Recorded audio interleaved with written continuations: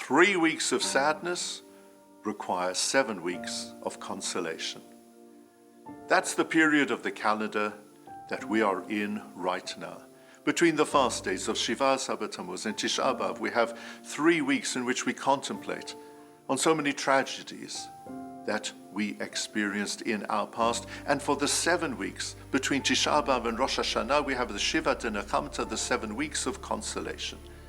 And they commence with that great haftarah for Shabbat Nachamu, which is the Shabbat of Parshat Va'etchanan, starting with the words of the prophet Yeshayahu, Nachamu, Nachamu Ami, comfort, comfort my people. Rabbi Beryl Wine explains the reason for the double Nachamu. And he says it is because, having experienced tragedy, we need far more time in order to derive consolation. And that's the reason, he explains why. For 3 weeks of pain and grief, we require more than double that period, 7 weeks of consolation. Sometimes we can be fortunate, and even following deep grief and anguish, it is possible, with Hashem's help and with a positive attitude, for us to restore our regular rhythm of life and to be consoled, but often that is simply just not the case.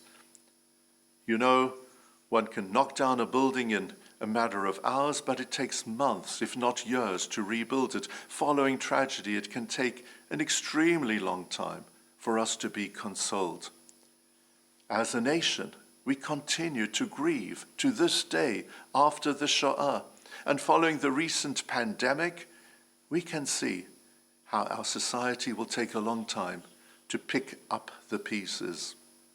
So our prayer on this Shabbat Nachamu is, please Hashem, Nachamu, Nachamu, give us lots of comfort. Enable us, where appropriate and necessary, to rebuild our lives in a satisfactory and healthy manner, because we realize that even after a long period of suffering, ultimately, comfort and consolation will be there. Shabbat Shalom.